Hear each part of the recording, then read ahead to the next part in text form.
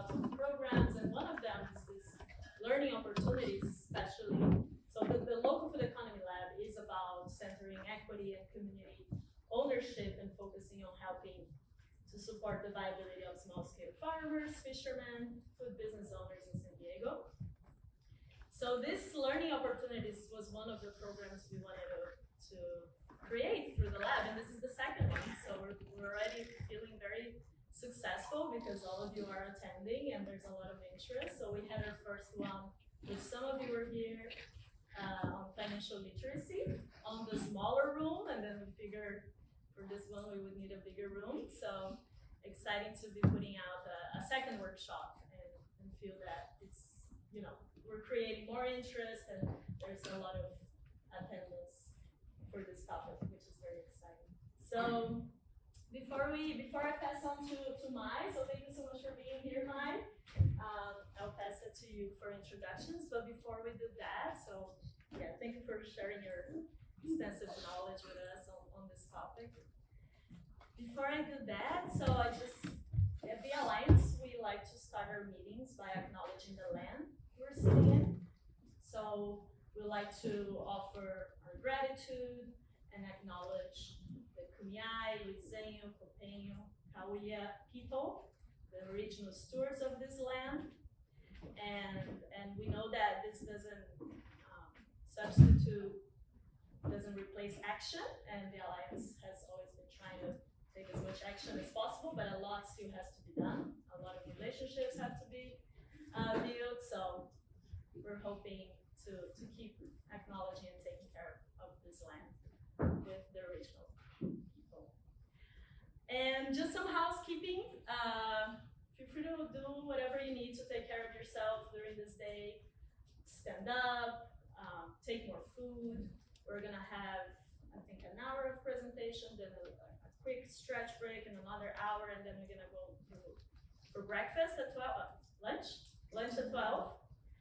This breakfast has been provided by our friend Christina Ng, and then we'll have lunch provided by Make Projects, which is another amazing organization doing social work.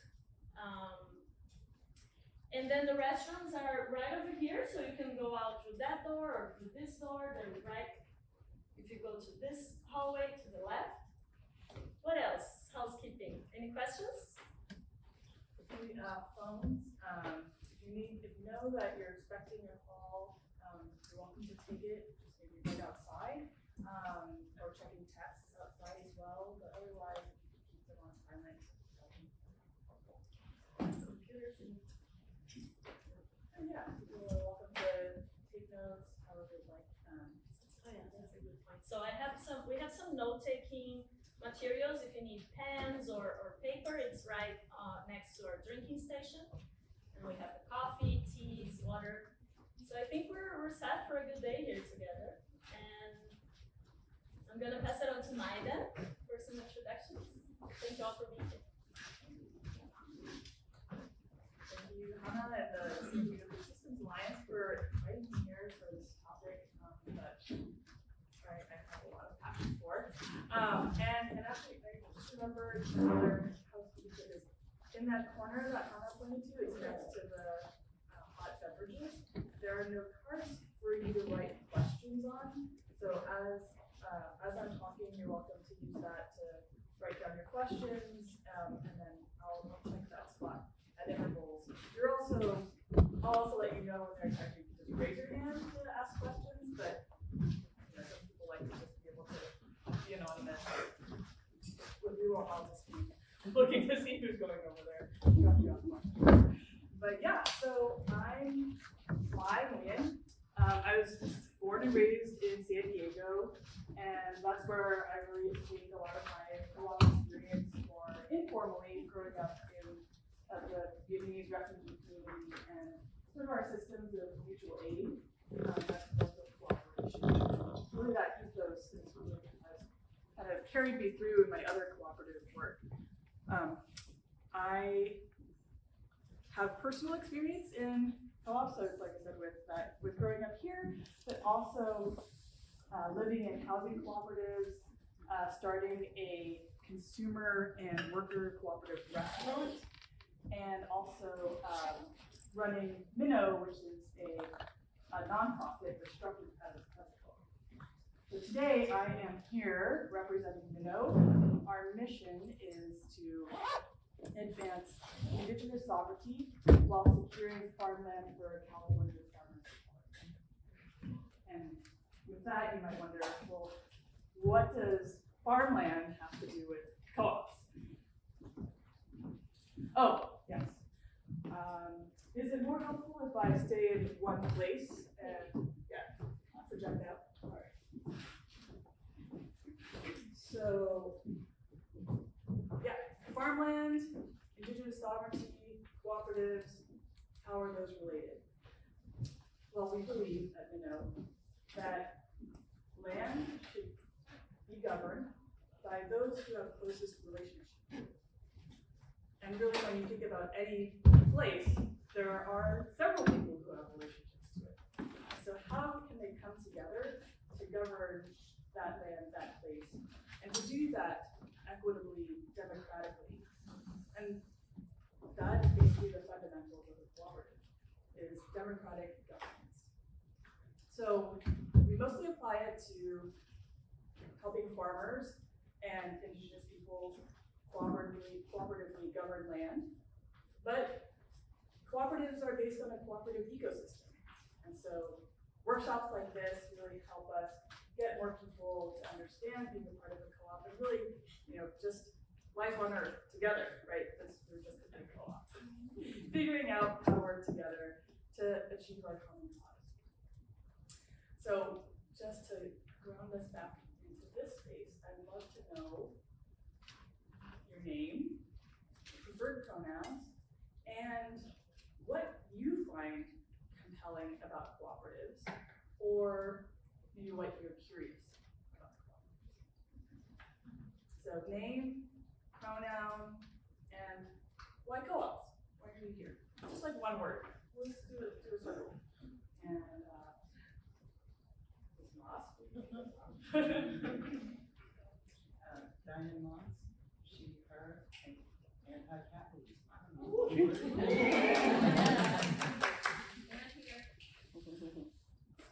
Oh, Diane Moss, she, her pronouns, and anti-capitalism.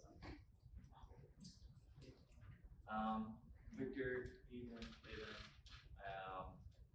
and learning.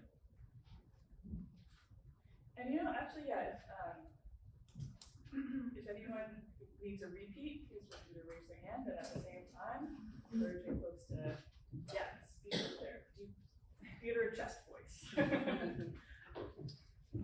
name is Lydia, and preferred pronouns are she, her. I'm here to just connect. My name is Angela Woodard, and she, her. And I'm here just to learn more about co-ops and how it relates to food and back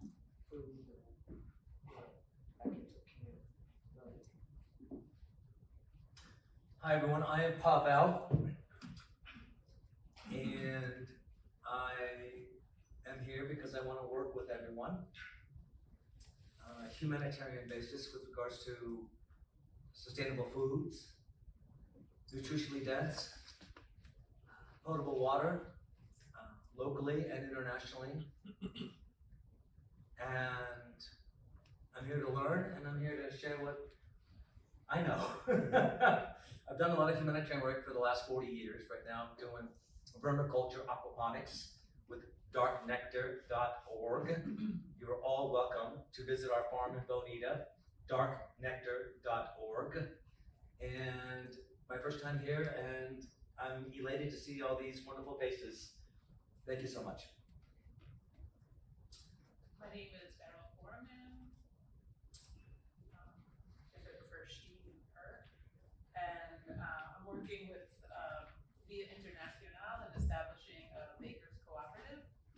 I would say initially I was sort of grounded in the idea for seeing models of shared wealth and lively job opportunities. And as we've been navigating this process in establishing the business, I also greatly appreciate the shared wisdom that comes from. Lisa Sabatini. I guess I prefer Aja. And I think the word that was made in this realm is trust. I'm Nina Fuentes, and I prefer she, her. I've also part of this group here, these wonderful women. And I think collaborating is what I would say is the word for me, because collaborating together with different ideas just makes everything better. I'm Hannah, she, her, and I am interested in value-based supply chains. My name is Catherine, she, her. I'm coming here for equity. Elizabeth Vaughn, she, her, appropriate governance and ownership. Anita Lopez, she, AMA, and I'm here just for shared power. I'm Suparna, I use she, they pronouns, and I'm here to unlearn with always. Hi, my name is Eugene Maye. My pronouns are she and her as well. I'm a retired attorney, and I have 50 acres out in Campo. I'm trying to transition to having a farm. And also I would like to be kind of like a agricultural resort where there can be a hotel and a restaurant and that type of thing. But I've always been very interested in health and homesteading and back to nature and all that kind of stuff. And now that I'm, in my 60s, so the plans that I have are kind of ambitious for somebody of my age. So that's why I'm looking into cooperatives to perhaps maybe get that kind of an organization going to help me to get all this stuff, off the ground. Good morning, my name is Cris Juarez, she, her, ella, traditions. Stephanie Jed, you mentioned the one big co-op, that's what I'm interested in. One big co-op like the Wildwoods had one big union for culture, books, music, bibliotherapy, food, everything else. Good morning, my name is Monica, and my pronouns, preferred pronouns are she, her, and I'm very interested in learning about diversity of dynamics. My name is Jose, he, him, collective healing. My name is Gapsi, he, him, and I would say sustainability. My name is Mario from UC Fungi community. You see their pronouns, all pronouns. Same shared power and capitalism. Good morning, everyone. My name is Patricia Ceballos. I'm also here with POC Fungi community, and I'm really interested in just furthering our understanding of co-op in a shared, comfortable learning space. Or feel free to ask questions and meet other people who have some experience. Good morning, everyone. My name is Emily Miller. I'm a California Sea Grant. My pronouns are she, her, and I'm interested in models and frameworks for long-term resiliency and conflict management for fishermen's co-ops. Great introduction for everyone else here. Yeah, my name's Travis Stevens. He, him. Nicole, my fiance, and I are starting a fisherman's market in Oceanside. We're trying to develop a more intimate relationship between the community and the fishermen, because naturally fishermen are kind of antisocial, so I'm trying to open their minds a little bit. Yeah, I'm Nicole, she, her, here to take notes and see what I can. Yeah, hey everybody, I'm Christian, we're actually the Milky Way, and yeah, here to learn about, I guess my word is organization, how we get organized together. Alyssa, she, her, from Rancho de Milky Way. Well, curious to see if this is a way to make small scale farming work in San Diego. actually survive through. The Alliance team, would you mind just sharing your names and pronouns at least, so we all know who's the magical people behind the words here? I'm Jordan, he, him. I'm Margaret, she, her, I'm the communications and storytelling director. Hi everyone, Rachel, she, her, I'm the community development director. Nice to see many of you. Lakeisha, she, her. Ellie, she, her, I'm co-executive director with Summer. I'd introduce myself, but I just want to thank all these folks for all the work they did to make this happen. So, thank you guys. Hi everyone, Sona, she, her. Again, I'm Mai, they, them pronouns, and I'm here to facilitate. I'm Robin, she, her, and I'm inspired by restoring our food system and disrupting the model of those with the most power retain the power. I'm Kathleen from Moonwater Farm in LA, and I am here for prosperity for all, and I would agree with every word I've heard so far too, so appreciate it. I'm Angeline from Belong Farm, and I dearly hope that co-ops can be healing and empowering.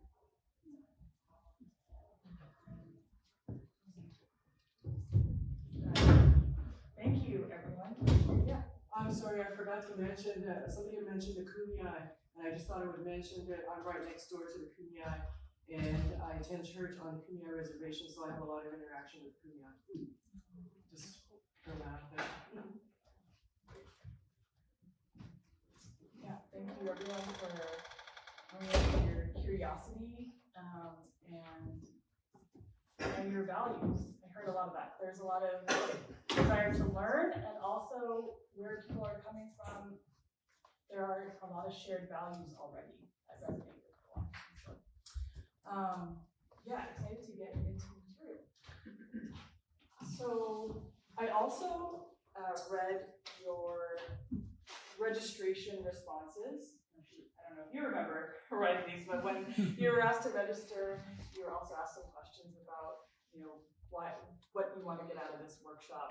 And there was a range of responses and also a range of experiences. So experiences from, I don't know what a co-op is, can you just tell me? And all the way to, I've been in a co-op for a long time, producer or worker co-ops. So a wide range of experiences that I also hope to tap today, so we can learn from each other. And then, in terms of questions, some were very specific, as you might have also heard in the circle, specifics of what does a day-to-day operation look like, what do bylaws contain, and the minutia of running a co-op. And then there were the questions that were more broad, like what is a co-op? So rounding into what we're going to talk about today, this is an intro to cooperative businesses. So it's really the basics. And I want to focus on two goals. One is for all of you to come out of here knowing the definition of a co-op. Two is for you to also understand the basic needs for starting up a co-op. What are the first steps you need to take? So that might sound very rudimentary for those of you who already have co-op experience, but I hope really this is a chance for you to reground, reset into the basics of a co-op, co-op principles, and kind of, center your practices coming out of here too. So is that pretty clear? Two goals. I think we can do it in 2 hours. All right, so goal number one. Oh, and also, I forgot to mention earlier when I talked about my co-op experience, and when you're talking about your interests, I should mention my professional experience with cooperatives is that I've been a co-op developer for over 12 years and have focused primarily on agricultural co-ops. That's included incorporating the first worker cooperative farms in California, converting food hubs or food aggregation businesses that bring together small producers, agricultural producers, to then market their products together, and then also immigrant-owned agricultural cooperatives. And those are the main categories. Yeah, so outside of this presentation and conversation today, if you have questions about those particular areas, I'd be happy to answer those questions by email or follow up. All right, okay, back to goal number 1. Gonna do it. So, the definition of a co-op. Does anyone know where you can find a legal definition of a co-op? Just a succinct definition of a co-op. Good answers. Wikipedia has a very long answer. It's true, Wikipedia is a good resource. But yeah, just like a succinct definition. Did anyone try to Google it when they saw this workshop? They're like, what is a co-op? I'm gonna look it up. Find one? Ask AI. Ask AI. Siri, what is a co-op? ICA. ICA?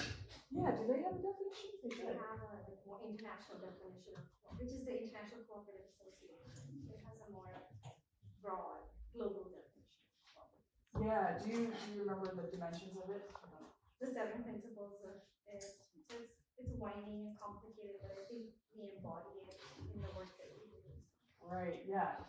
I'm glad you brought the principles. So we're going to talk about the 7 cooperative principles. They're international principles that were adopted in 1995 based off of Rochdale principles, which were created in the 1800s in England. And that's kind of the principles capture the ethos, but IRS doesn't care about that. So I want to give you the definition that the IRS still doesn't care about. But so I'll say this, that there's no clear definition. There are attributes of co-ops. So I'm going to provide one that is the best succinct one that I've come across. And again, so the IRS, they just care that you are filed as a cooperative and you're paying your taxes according to cooperative statutes. So clear on that for your filings. And then within the state of California, we do have cooperative statutes. So if you file as a business, you file as a corporation, an LLC, you file as a cooperative. There are statutes there, and I'll get into those fundamentals later. But they still, as a state, don't say, this is what a co-op is. So my mentor at the California Center for Cooperative Development, Luis Sierra, came up with this definition that a cooperative is a business that provides its members a service at cost. It is a super dry definition that doesn't capture anti-capitalism or collective liberation or any of those things. It's this like basic, okay, it is a business, so we want to first establish that. I'm going to break down this definition. It's a business. So sometimes, especially in my life, like I've come across collectives or communes, groups of people getting together. That's great. People getting together and getting along, working together is a beautiful thing in life, and it's not necessarily a cooperative business. So in this context, we're talking about cooperative businesses. And so you do have to file with the state. And then when we talk about a business that provides its members, this is the key word here, is members. Is that cooperatives are meant for a specific group of people who have subscribed to that co-op. They've made commitments to the co-op according to that business's job descriptions, membership, responsibilities, and it's not serving external stakeholders. Co-ops don't have investors, right, who then might have different shares of the co-op that then affect their decision-making power. a typical corporation would. Right? It's the people who are part of the membership, they're active in it. That's who the business serves. So again, with this definition, it's a business that provides its members a service. Usually there's one key service. In a worker cooperative, it is employment. In a producer cooperative, depending on the kind of producers, say, Travis, can you tell me a bit more about what you're interested in doing with the other fishermen? You want to get them together so that they can, what's the service that? It's like a farmer's market, but tailored for just seafood. Okay. So everybody would bring their products, their bounty, whatever they harvest, and sell it at their own little pop-ups. Great, okay, that's a perfect example. The service is providing a marketplace for the fisher folk. Right. How do you refer to yourself as a fisherman? Okay. So that is the service. You'll find that cooperatives, they have these additional services that they want to provide, right? Like a sense of community or good job benefits, all those things that they are related, right? But the key service in your case, right, would be you want to have this market. Right. Right. And then this part about a business providing its members a service at cost. The at cost part is to say that you're not making a profit, right? It's just you're not making a profit off of the workers and members, right? You can think about OB People's Co-op, right? The price of food is covering the cost of operations, obviously the purchasing of the food itself, but they're not going to raise their prices when they see that there's an opportunity as you see inflation and high demand. They're not going to raise the prices to make a profit off of its members. Right? They're trying to provide its members, who are the consumers, that service at cost. So look at that. Grab it as the definition, and just make sure that we have achieved this goal. Check this off our list. I would like you to say the definition with me. So, a co-op is a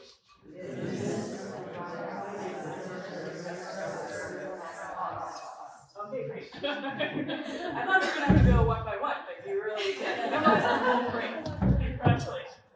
Okay, so now that we have that in mind, so that's just the basics of a co-op business. And before I get into these co-op principles that Arna mentioned, are there any questions? I just missed the word that you said. You said somebody who started a co-op idea back in England in the 1800s. I didn't get the name. Oh, Rochdale, Rochdale, and it was a purchasing cooperative. They ran a store and made bulk purchases together and put it in this and had it available in the store. Yeah, but very thoughtful people and came up with these principles that are now the international principles that there's not really like any enforcement of this, but it's definitely shame on you if you don't follow these principles. So is anyone else familiar with these 7 co-op principles? No. Well, I will probably have to look it up at some point, but I'm going to do a good memory test. 2 children later, can I do this? First is voluntary and open membership. What does that mean? It really actually, that's just like old English language for saying anti-discrimination. Is that people can be a part of the co-op, that they can join, and it's voluntary, you can't keep them there. And you also can't discriminate based on race, gender, sex, sexual orientation, any of those factors. That's basically it. Voluntary open membership.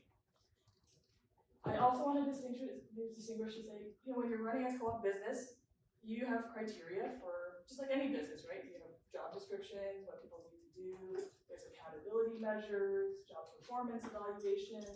So, there is open voluntary membership, and also if people are not doing the things that they signed up to do, there are measures for also parting ways. So I don't want to make it sound like once you're involved forever, but there's a way of dealing with problematic situations.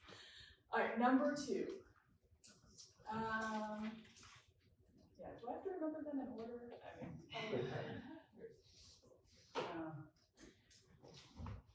Suparna, do you remember number 2? Democratic control. Okay.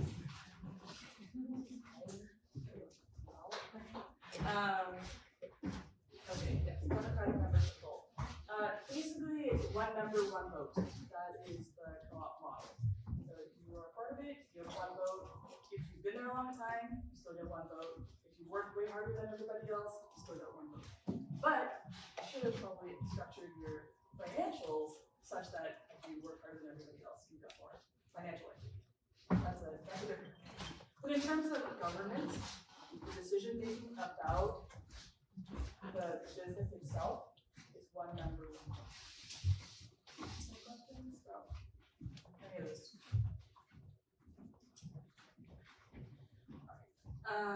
Third, members' economic participation. That everybody is financially invested in the co-op. And that means oftentimes for startups, or even joining a co-op, there's usually a financial investment into it. And then also, and it could be structured such that you're doing work, and then those work hours are associated with a rate of compensation that can go towards your co-op buy-in. And then there's also just the ongoing participation in the co-op, the ways that you can pay member dues, or if since it's the business, the accrual of finances, the portions of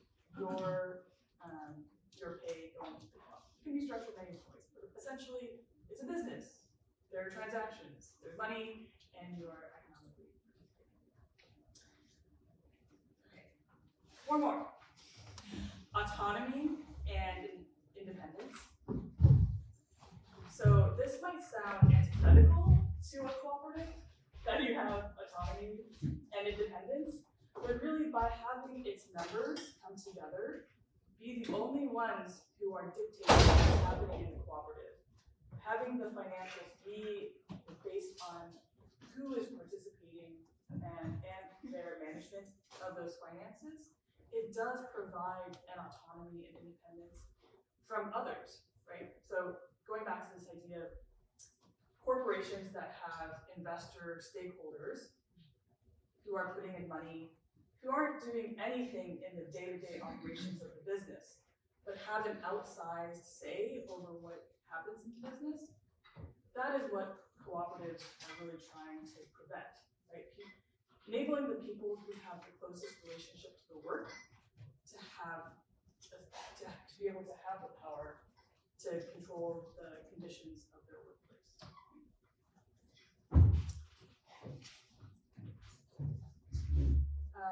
The next one, education, training, and information. So this relates to why I'm here, even though this is tangentially related to Mario's work, right? Is that the spirit of cooperation is that we're constantly learning, sharing with each other, and that in the cooperative, oftentimes cooperative businesses structure in periods of doing professional development on cooperatives. How do we make decisions together? And as you grow as a cooperative, as you grow the number of people and the kinds of experiences you have, it's just good to have those times to step back and say, what have I learned from those experiences? What have other people experienced? And how do we bring that into our next phase of growth? So it's a core value that is this continual process of education and training. And I just really want to emphasize this. It's so key. The co-ops that I've seen really have the greatest longevity are ones that make that time to come together, to reflect, and learn from each other what your experiences are and from others. Because as we interact with each other, new things will always emerge, right? And new dynamics, and it can be hard in a little bubble to try to solve for them, right? Because you've just been used to interacting with each other. And so being able to get out, get some perspective, is really helpful for placing oneself in relation to the rest of the world and remembering our sense of purpose.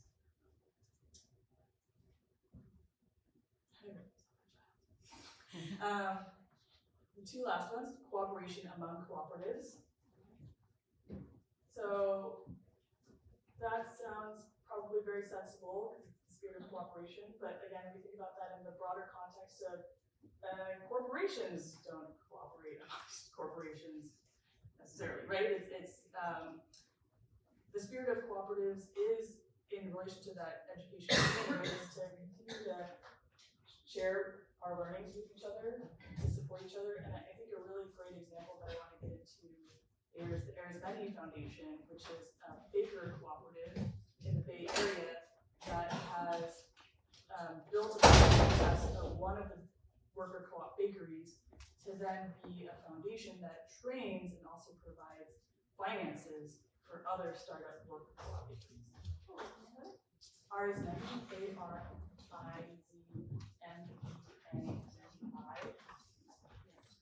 Nobody doing that spelling bee. So yeah, I'll get more into details of that arrangement. But yeah, it's this cooperation amongst cooperatives where this is cooperatives are a different model than what is typically out there. And we don't have a lot of examples. So as much as we can cooperate with each other to understand each other's pitfalls and relations and learning from those, but also just even the support where you have cooperatives teaming together to have their own service, right? That is such a powerful thing to scale up the actions and impacts of cooperatives. And lastly, the last principle is concern for community. And that, what's really powerful about cooperatives is that when you have the workers or the people who are part of a cooperative, they have to be a part in the same place, right? And by being in place, you are vested in the community inherently, right? And so we see how worker cooperatives are, they're so powerful as economic engines for communities because the people who are earning, they're providing services that the community is also participating in oftentimes, right? The community would be buying the seafood, and then the money that they purchase is going to local fishermen who are then going to purchase other goods locally, right? So it's really fueling this local economy in a way that isn't inherent to other businesses. So it's an activation in the community, and it's also by living in it, there is an inherent concern. Okay, so any questions? She's gonna have a 1-year-old in like 3 weeks. She's just walking everywhere and all I just had a question about, I heard on a news report maybe a year or two ago that a country in Europe, maybe Germany, had passed a law where they allowed a new kind of a company. I don't think it was a cooperative. I think it was like a company that was allowed to have its mission as to be doing something good, so that it could make a profit, but it wouldn't, like the shareholders couldn't sue the company for not making a profit for them. That it could be their mission to do good. Do you know anything about that? Yeah, I'm glad you bring that up because there are these different terms or labels that you can see associated with businesses that, it can be, like a co-op could have that. Like, have you heard about a B Corp? Yeah, B Corp is kind of like a corporation that does good, but it's not actually like a tax designation. And it doesn't really say much about the specifics of like what good it's supposed to be doing. So yeah, there are these terms that sometimes when I do these co-op workshops, I'm like, okay, what about a B Corp? That's nice, and you could be a co-op and a B Corp, but a B Corp is not necessarily a co-op. Right? It doesn't have these worker or producer benefits. It doesn't necessarily have the democratic components and things like that. Right? Other terms I mentioned, collectives and communes, also pretty loose. People can structure them however they'd like. Because we have communes that have like charismatic leaders, right? And there are collectives. It's not necessarily co-op. And then there's also employee ownership. I see that a lot on food labels. I'm also a farmer. I grow grains, so I particularly pay attention to flour packages, and King Arthur Flour and Bob's Red Mill, they both say that they're employee owned. And they are not cooperatives. You would think like worker owned, but it's actually a very intentional wording so that it's not worker owned, it's employee owned, and what they're referring to that it's employee stock ownership. So whatever profits the company is making, those profits are split amongst the employees in a different way than, well, typically employees don't really benefit from the stock profits. So it's misleading. It doesn't really mean anything about who, like the governance, who's making decisions, and that kind of like member relationship with democratic decisions. Any other terms that you've heard where you're like, I'm curious because we've always heard it's for-profit or non-profit, so yeah, so co-ops are for-profit businesses. Like I said, Minnow, the organization I work for, we're a non-profit, and we've structured our organization according to the cooperative model, but we are incorporated as a non-profit.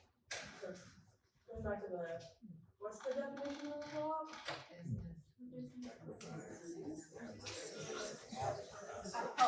Yes, business that provides members of service at cost. So yeah, it's officially a business. Any other? So does that mean a cooperative can be either a nonprofit or a for-profit? Technically, a co-op is a for-profit business. It has to be for-profit. Yeah. When you incorporate as a cooperative to the state, it's a for-profit. And like so, for that example I was giving with Minnow, the state doesn't. The state just sees us as a nonprofit, or whatever your structure is. Happens to be a co-op, but they don't.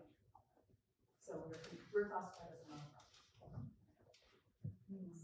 I just want to make a comment, and because I see this happen in a lot of conversations that there's two discussions that happen at once. One is what's your business model, right? And then one is what's your tax identity, like how are you structured? And they're separate, but we often make them one and the same. And so I hear that coming up here too. Yeah. So I think it's really important that in your ventures that there's clarity there. What is your business model, and how are you going to make your money, and how do you operate your business versus how are you going to structure your business for tax purposes. Right. Yeah. So just throwing that out there for folks to consider on their journey. Yeah, and that, I think we'll get into that a little bit more when we talk about the sort of basic needs thing, basic steps you need to take to form a cooperative. I hope that will get clear, but that's a really helpful distinction to kind of keep referring back to the tax versus the business operations. But yeah, also, if you think about it, it's like the IRS, it's federal, and that tax ID is different than the state, right? And how you file with the state depends on what state you live in. Is anyone here not in California, or is anyone here planning to incorporate outside the state of California? Great, okay, that's very helpful. And also something that's helpful to know for you is that when you're looking into other models or other examples of cooperatives, what's helpful is that in California, you have to be a cooperative in order to have cooperative in your business name. So say I'm Cooperative My, I'm just one person, I can't file in California, but I can file in Arizona. And that's very confusing. If you are looking for examples, probably not fishermen in Arizona, but like farmers, right? Like it's like you're looking for examples of farms in Arizona. I mean, I went to Arizona and I looked up, I was like, oh, I'm gonna do a co-op tour. And I found 1,000 results. I was like, wow, Arizona's just a really cooperative state. And then I started going there and I was like, oh, actually you just used the name cooperative in your business name, but you're not actually a cooperative. So it's a really beneficial part of our California statutes. I imagine someone came across that and was very annoyed and they're like, I'm gonna push for this policy now. So I'm grateful for that. I have, if at some point you can elaborate on the tax is really important, but also I've heard you intertwine your nonprofit work with your co-op work and kind of how that structure works or how it's interwoven. And if there's rules, regulations, or how that relationship works between a nonprofit and a for-profit co-op model and those relationships. I think I could probably just answer that now, which is to say that when I say that our nonprofit is structured as a co-op, it's kind of like going back to what you were saying about the tax ID and then operations. We're taxed, well, not taxed, as a nonprofit. And then we have our bylaws, our governing documents saying that we make democratic decisions by consensus and all of that. And so it's based off of the co-op structure, but for tax and state purposes, we are not a co-op. You're a nonprofit. We're a nonprofit, yeah. Why did you choose to pair the two together? Why are we a cooperative? Structured under a nonprofit. Yeah, so our services are public benefit services, like education here, right? So it makes sense to be a nonprofit for that reason, right? We're not trying to sell anything and make something as a product for the market. That would be more of a business service. So that's why we file as a nonprofit. And then in terms of the structure, it speaks to how we wanted to govern our organization together. That we wanted to, everybody who is a staff person to be able to make democratic decisions, participate democratically in guiding the direction and operations and financials of our organization. Yeah. Does that make sense? I guess I do have a question. So if you're not incorporated as a co-op, would you still be able to call yourself a co-op? Like in Arizona, they're not incorporated because that law or that status doesn't exist. So why wouldn't you consider those co-ops when you were going on your Arizona tour? Also because I found a lot of them where it's just like one person who wanted to start a co-op, and so they named that kind of like, build it and they will come kind of thing. But it's also like, actually you're here and other people were here, but they were running it not cooperatively, so people had come and gone, and so it is helpful to have basics of what constitutes a co-op, so that when we think about learning from other co-ops, that there is a sort of apples to apples comparison. Whereas if you're coming across an entity that's called a co-op, but they're not democratic, they don't have MDC members, they are following decisions made by outside stakeholders and who are investing, all of those things. It's like, well, we're not in the same situation, so what I learned from you is actually kind of off from what I'm experiencing. So, no shade on people who want to be a co-op and are meeting those criteria, but it's more for that community of practice. Smart. I don't know if it's helpful, but at COPED we have an acronym that we use called OMG, which is Ownership, Management, and Governance. And that's what it sounds like I'm hearing you say, Maya, is really thinking about your definition of the co-op is who's owning it, who's managing it, who's governing it, or how are we owning it, how are we managing it, and how are we governing it, and how are we owning our our resources, our time, how are we managing ourselves and our time, and how are we governing how we work at this space. So I don't know if that's a helpful framing to offer, and also, I think for me, I just also want to call in that I still appreciate the wisdom you're bringing from wearing your nonprofit hat for like tax purposes of like what that can allow, but that we can also, Diane, as you were saying, move towards like a liberatory anti-capitalist space of governing ourselves cooperatively, even if we can't tax-wise function as a co-op at this time, or we're waiting to incorporate in a certain way. So I appreciate you just bringing in those parallel universes together, especially because like it's, you know, for me as a person of color, as an immigrant, I also want to remind myself that though this Englishman in 18 something decided to start a co-op, like my communities, my people have been, like you said, like functioning and building cooperatives for eons. Like capitalism is way newer than all of these systems, and so is like this international definition of co-op. So I still appreciate how you're bringing in and sharing that wisdom and giving us space to thank you.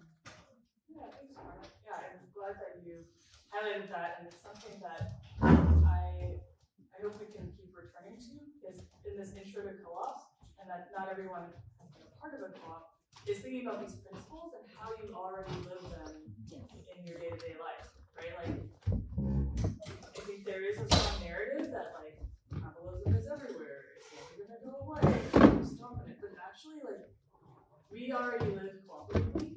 It's just not often named.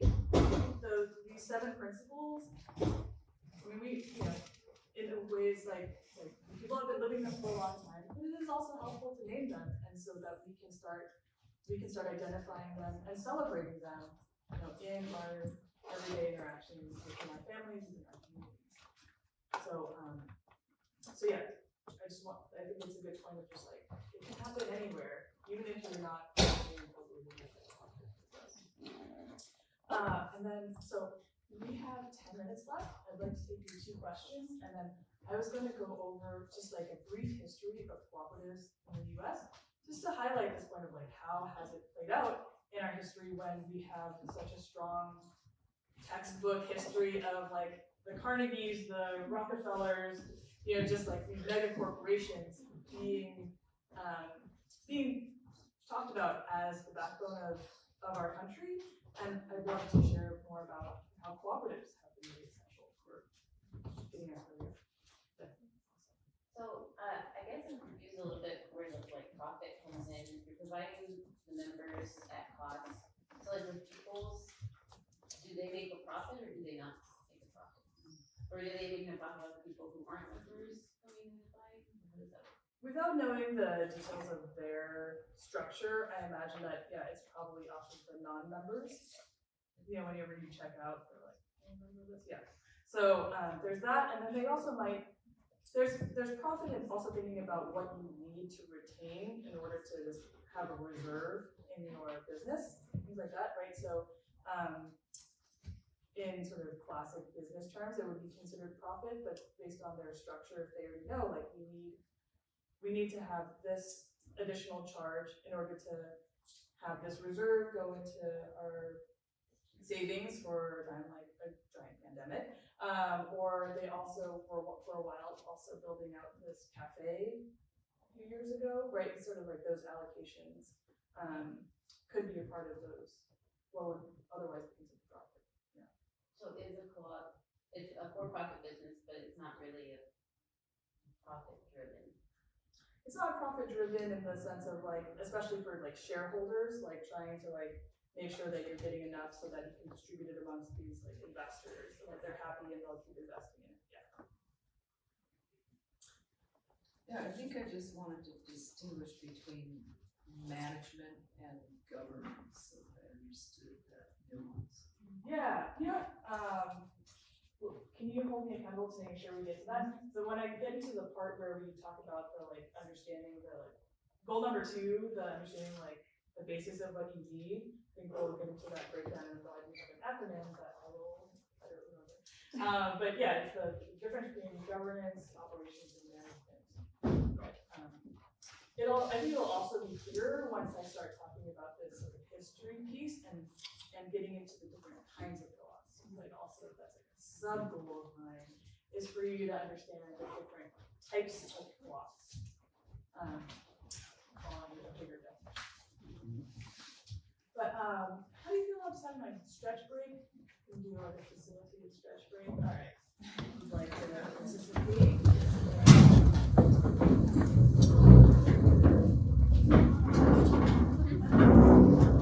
All right. So you can bring that other arm. Let's make it a little here. Stretch that up. And now we can make a big circle above our head.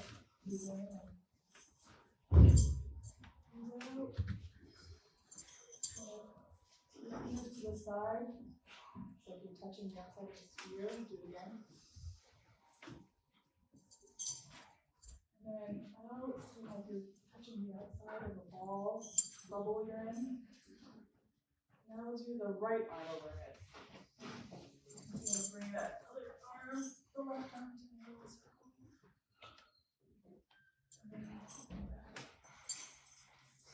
Alright. Does anyone realize what we just spelled out? Sure. Wait,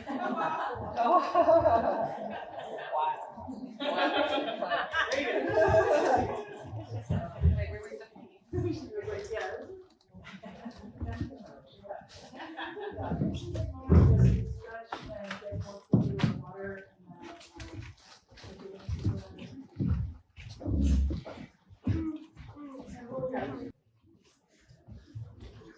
Alright. So start smells going up, no rush, stay hydrated, and I'm gonna go ahead and start getting into this brief history of cooperatives in the US. And again, it's like I want us to understand that this country was built by cooperatives, and then I also want to use it as an opportunity to talk about the different kinds of cooperatives. Mostly in the agricultural food producer sector, there's so many kinds, especially when you start thinking about worker co-ops for anything, taxis, making machines, just anything. So I'm not going to go into all of those, but I really wanted to get into this history so that you can understand the different kinds, their structures, and how they might relate to what you want to build, and yeah, more things that you're more likely to do. Because I don't think anybody here is set up to create an engineering cooperative. So yeah, so with our history, the first official incorporated cooperative business was actually a mutual aid fire insurance business. It started by Benjamin Franklin in the 1700s. But really, we also know that cooperatives were happening outside of this official incorporation. And if you think about mutual aid cooperatives, right, it's this kind of pulling money together for a common cause and governing it democratically and distributing it for those members. And I had mentioned that the community that I grew up in, we did that. We're thinking about people who are left out of our conventional financial systems. Maybe it's hard to take out a loan, hard to even start a bank account.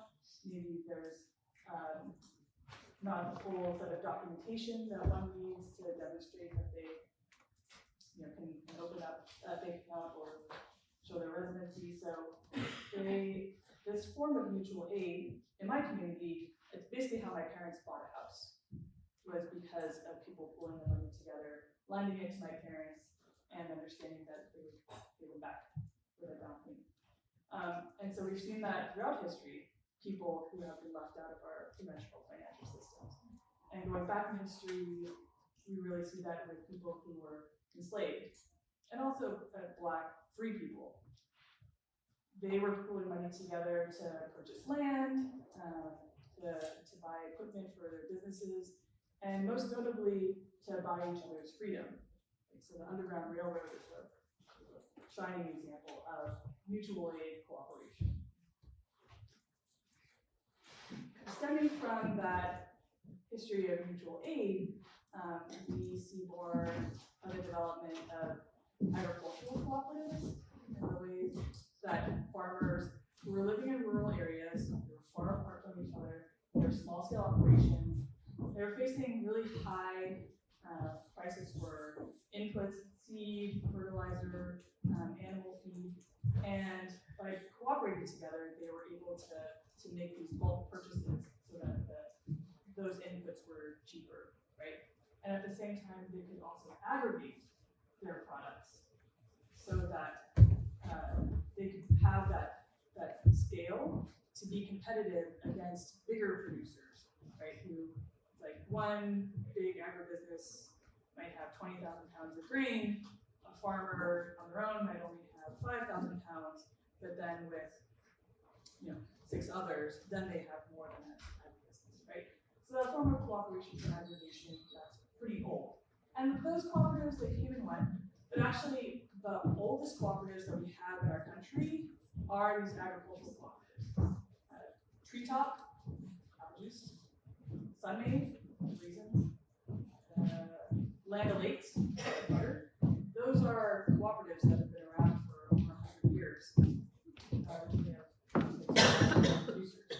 So yeah, I drink a lot of Treetop as a kid, and never thought that it was a co-op. But yeah, these are kind of household names that are cooperatives.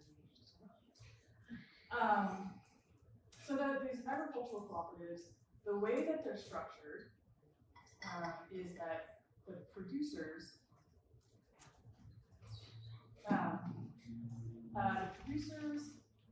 they elect a board. This is kind of get really quiet. So they elect a board, and the board then hires an executive director. And then the executive director hires staff. And the staff are the people who run the operations. Like, they're going to be the ones who call the farmers to say, it's time to bring your product. They do the bookkeeping so that the farmers are getting paid, right? And that the executive director is overseeing all of that. And so now when you think about that definition, that a co-op is a business. Provides service, so it's now a service at cost. Who are the members in that? The farmers, yes. And then the business is providing a service, and so what service is happening with this one? Aggregation, yes. And so the members are they're the ones who still elect the board, and that's the democratic process. Right? They elect the board, and then that board doing the hiring of the executive director and then the staff, that's not necessarily those are the operations and management, that is not necessarily cooperative. But the governance is cooperative through those farmer members, right? They're democratically deciding our purpose is this aggregation. Who can be a part of the co-op? They need to be a farmer who grows using these practices, lives within this radius. Like, those governance decisions are made by the members, and then the management and operations are those other people who've been hired. Any questions about that? Yes. Were you hinting that, like, the operations and management can sometimes happen without co-op principles, but the governance is? I'm just thinking of, like, Land O'Lakes and some of these big companies. Right, yes, they can happen, without, like, the democratic governance or any of the other principles, yeah. And so also think about, okay, who's a member of the People's Co-op? Yeah, like a lot of people, right? So it's like, yeah. So, like, if you had a bad experience with one of the cashiers, could you fire them? No, right? Because it's like, even though Kat is a member of the co-op, the way that it's structured with that management and operation structure, it's like you have a say over the governance, but you don't have a say over the operations. You can't just fire this person, right? So that's a way of thinking about these agricultural producer cooperatives, which also is the same model that consumer cooperatives have, like the people's. And like REI, yeah. Any other like co-ops that you all are part of that are kind of bigger names? But REI is a really good example. Like, yeah. And also, yeah, really great example of talking about profit redistribution to the members. But that is for part 2. Not today, but follow-up presentations. We had a purchase seed from Johnny's, and I think that's something that they promote as well. I'm sure familiar with Johnny's seed company, what their structure is, and I believe it's employee benefit. I don't know if it's co-op, it's not necessarily co-op contributes to that, but. Right, the employees get a portion of the profit. Yeah. Cool. Okay, so yeah, we have this history of agricultural producers cooperatives, and then really this history of people having experiences in co-ops and growing up in cooperatives, and then having actually a lot of state-sponsored, government-sponsored cooperative development really got people through kind of that early 1800s period and creating a legacy that became really key again in the 1960s and 70s. And that's when we saw the rise in cooperatives as people were really fed up with corporate ownership and they really wanted more autonomy. And especially in the civil rights movement, people finding that, okay, we politically have made these wins that say that we should be equals, but we're not experiencing economic equality. And so particularly in the South, the Federation of Southern Cooperatives started up, and they were a group of farmers who were buying land together, as well as creating agricultural marketing cooperatives, so that they can get their products out and serve their own communities, and basically create a whole economy in an environment that was segregating them from being able to participate in the broader economic system. So actually, I really encourage you to look at this 50-year anniversary book about the Federation of Southern Cooperatives. You can purchase it from them. It's a few years ago now. With the pandemic time, I can't. It's probably it's been probably 50 years old now. And this is such a great retrospective about not only co-op history, but also how they started up co-ops. And there's really not very much written out there about like the minutia, like how do you organize? How do you get through challenges together?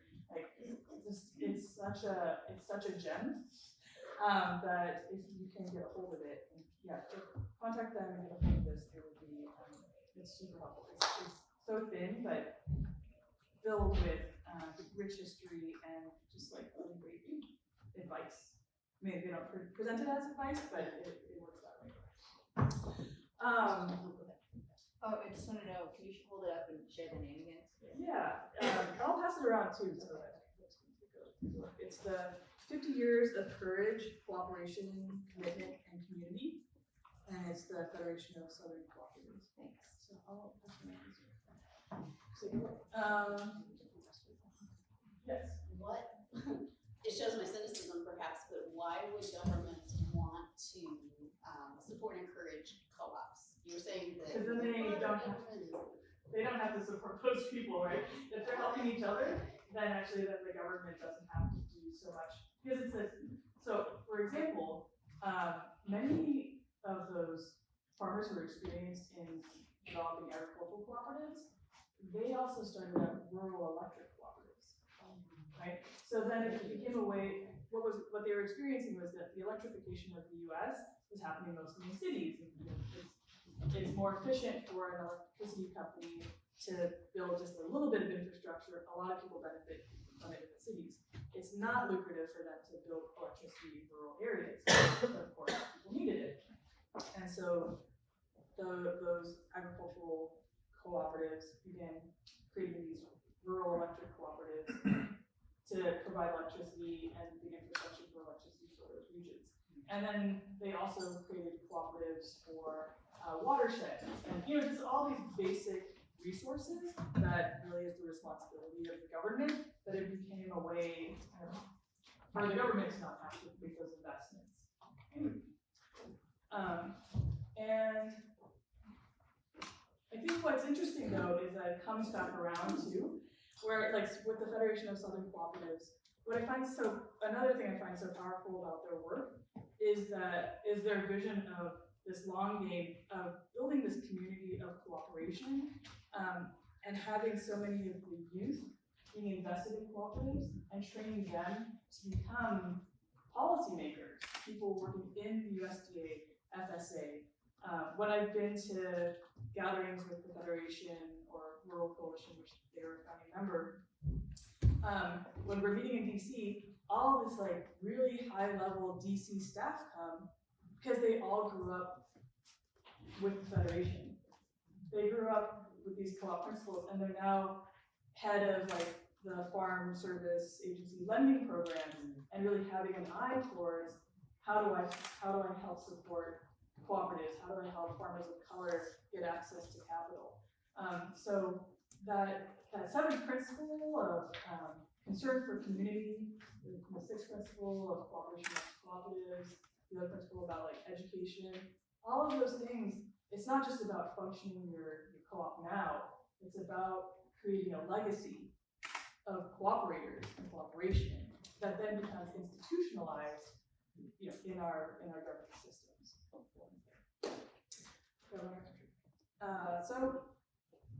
So yeah, this 1960s period resurgence of co-ops. There's the South. There's also in urban areas with people who wanted to have natural organic foods. So you see this rise of consumer cooperatives. People trying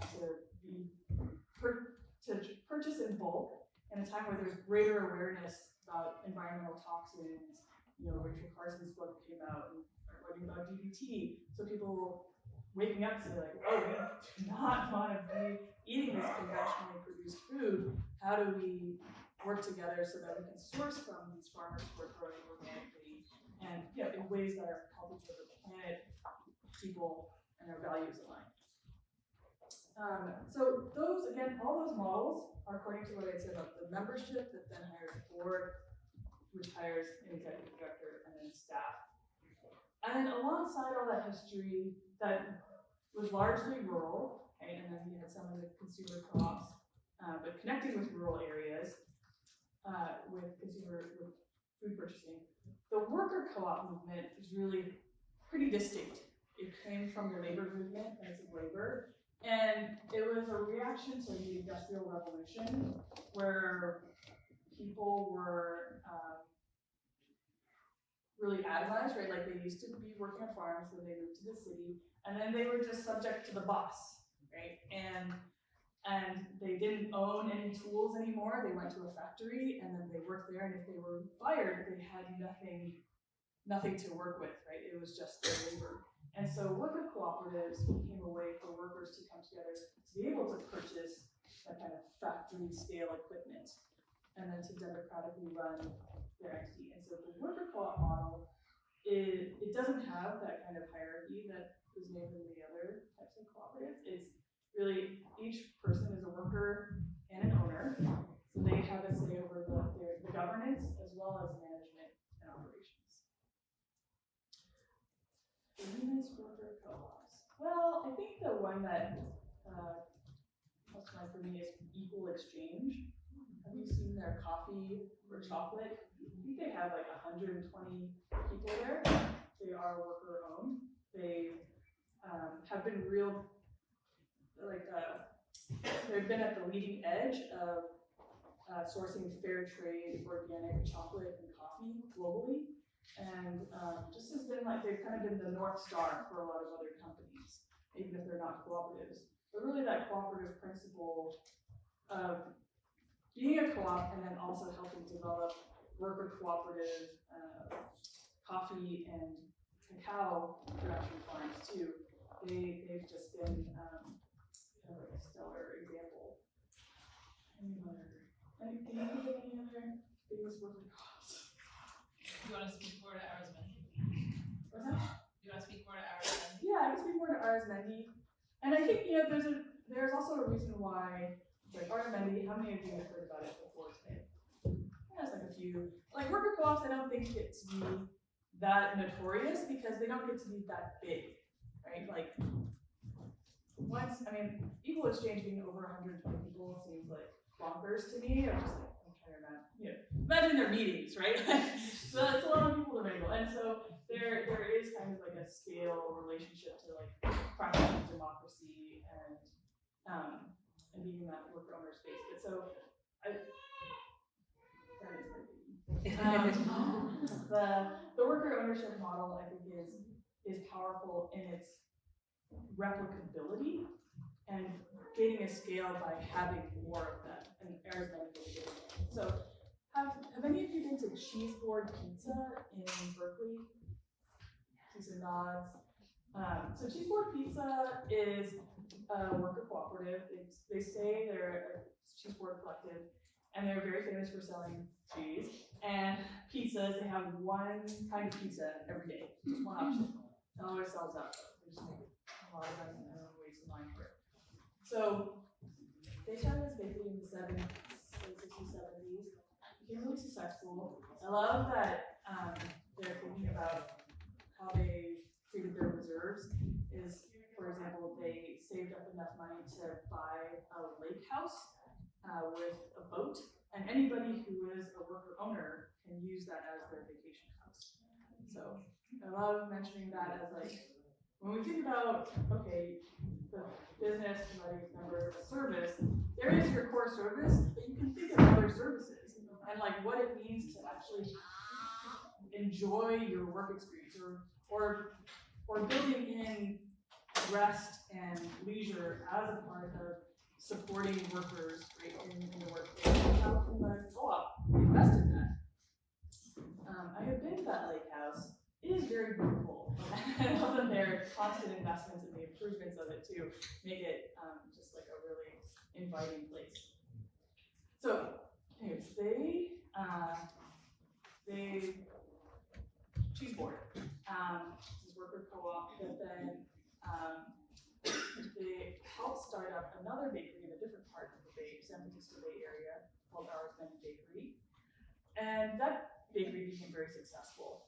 And the two of them got together and were like, how can we support more bakers to be able to have a living wage in the San Francisco Bay Area, right? And like, they are providing a good that so many people demand. They wake up, they go get their coffee and their pastry or their bread at these bakeries, but we need to make sure that the bakers can actually live where they work instead of everyone else who's getting pushed out because they couldn't afford to live in the city anymore.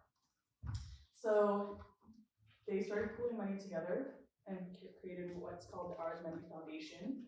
The foundation provides a startup bakery with 6 months of training. So members from the other bakeries come and they provide training for 6 months in operations, management, governance, and baking. And then also they provide some startup funds, and the bakeries that start up, they have the same name of Arizmendi. The reason is that they want the bakeries to be able to have this identity already, right? That it's not, say we're gonna start up, an Arizmendi, or we were gonna start up a bakery, and we were gonna call it No Need or whatever. and we have to do all this marketing, right? To let people know, it's our name, so you do need us, and then what happens by being a part of the Arizmendi sort of incubation is really other people are like, oh, I know what Arizmendi is. They create this really quality product. They have great coffee. The people work there are lovely, and so you've already kind of got this like marketing piece, public relations piece built in. And again, there's the continuous relationship, the cooperation amongst cooperatives, of being able to learn from each other and be in that relationship. Even though our bakery, separate from the foundation and the other bakeries, we would be autonomous as worker owners. We would govern our own bakery, and the bakeries, it's like there's Arizmendi, there's one in the Mission District, there's one in the Grand Lake area. So it's like Arizmendi, subtitle, whatever their location is. And they were actually gonna start one in South LA right before the pandemic, and that one got stalled. But yeah, it's that is the story of Arizmendi Foundation, and it's incubated bakeries. And you can visit them, and they're just so, yeah, they're really generous in talking about how they started up and how they operate. Here are from the thing. Please. Can you speak a little bit, if you know, the timelines when these things happen? Because I feel like at least, like I am like in a startup state. You know, like how long does it take or has it taken for other co-ops to get to buy a big house? And like start their franchise. So like, am I gonna see it, or is it just like for the next generation, which will be okay, but just a bit of timeline. Yeah, I think with that, the lake house, for example, it was like 20 years in. Yeah. But you know, there's other things that you can do. You can still pay for a party. Catering, a boat ride together. Yeah, so it depends on what's happening too, right? Like having that reserve on hand helps people weather different emergencies, but also if you're not experiencing those, it can just build up as a reserve and in a worker cooperative, democratically decide, you know, what to attribute it to. Yeah. I'm just gonna go through, so yeah, gonna wrap up this history piece just to say that there's this period of resurgence of interest in co-ops, so 60s and 70s, a lot of, before there were rural development cooperative centers across the country, and then at this time we started seeing a little bit more of co-op developers, people learning from their experience of being a part of a co-op, and then starting in the 80s forming these co-op assistance centers more in urban areas, which I'll get to when we talk about like what you need to start up. But yeah, so worker co-ops, again, the structure, horizontal, one member with one vote, one vote. And yeah, I think we can leave it there for that structure. And talking with the Food Systems Alliance, we talked about how coming out of this workshop, there might be some of you who are more interested in the path of becoming worker cooperatives, and some of you more interested in the producer or consumer cooperative model. And so we talked about having a follow-up workshop series where we get deeper into the details of the structures, the bylaws, operating, all of that, follow-up session. Still need to get goal number 2 for this session. Yeah, any questions about the history and the structures for those different co-ops throughout the history? So the staff that's hired from, you know, the management hired staff, are they members of the co-op? Or Not necessarily. It's not usually a requirement. Sometimes in rural areas you do have that, right? It's just like people, yeah. Only so many people to fill those roles. Yeah, so it's not usually a requirement. Yeah. Right. Okay. Outside. Thank you for coming. Yeah, any other questions before we get to that? Okay. And would you like to hear a little bit about like co-ops in current co-op ecosystems, like areas where co-ops are successful? Sure. Yeah. Yes.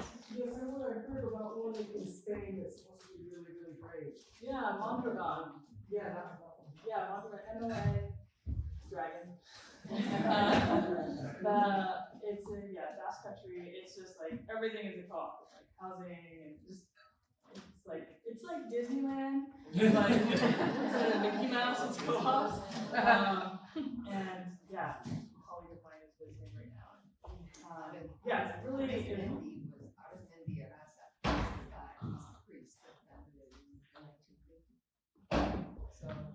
Arizmendi as a, yeah, from Mondragon. Yeah, so there's that lineage where ours comes from.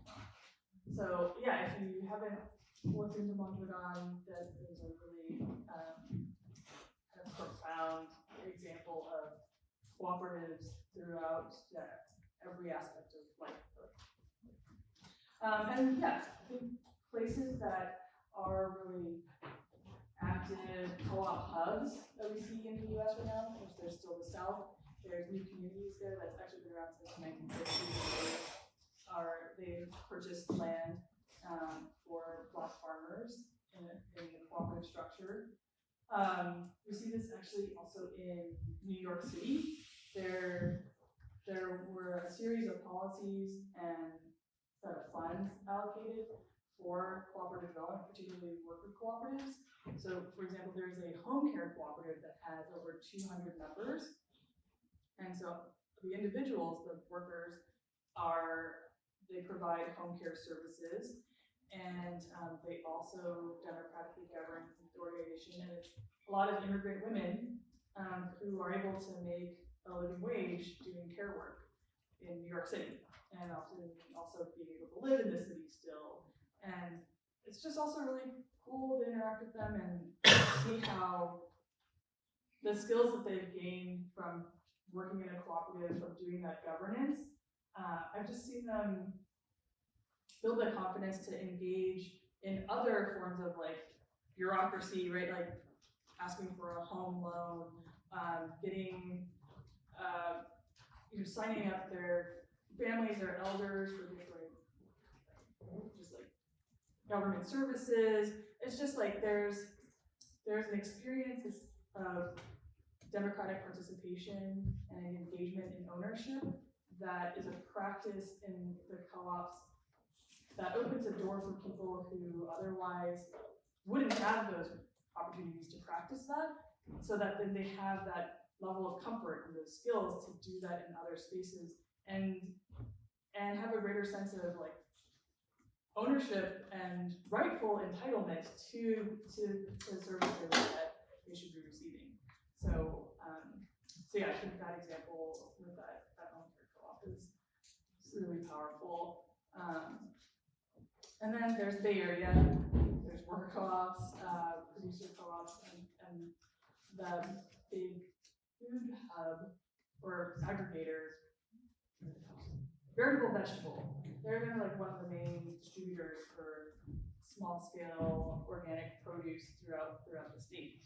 And they are a women-owned worker cooperative there. Other places, Madison, Wisconsin, one of their mayors committed $5 million over 5 years to co-op development. And that was significant for accelerating all these co-ops that, they probably could have bought a lake house sooner. And yeah, there is like a taxi co-op where, like being part of that worker co-op, they help the taxi drivers purchase their vehicles and trade in vehicles for more fuel efficient vehicles or electric vehicles. And it's that cooperative power for purchasing and just being updated with the times and their values. Madison is also a great example of that. A lot of food co-ops there too. And I think Baltimore is an interesting example because they haven't had that kind of government funding or technical support. It's really because of the low cost of living, I think. That's what I attribute to people being able to then put whatever resources they do have together to form worker cooperatives. And there's just a really strong cooperative culture there amongst those who started up. There's like the Harka brothers who, they're a worker cooperative that produces ice cream, and they particularly reach out to youth of color in Baltimore to do job training and work in the ice cream production.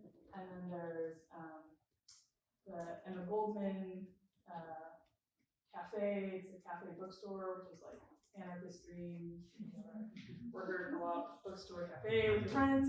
And they've been like a real epicenter for doing this education and training to help support other cooperatives develop in that area. Where again, rent is cheap, a lot of people were leaving Baltimore, so there is kind of a little bit more opportunity for co-ops to develop with the lower startup costs, right, than say here.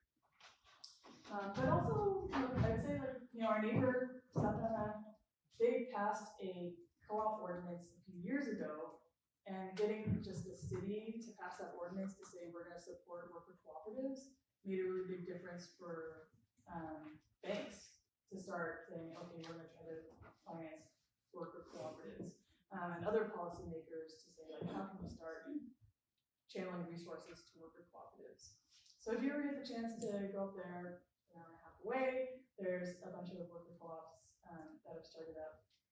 Though I will say they did also get an infusion of capital through the California Endowment, and so that had helped provide some seed money for these worker co-ops and also the co-op developers to provide support.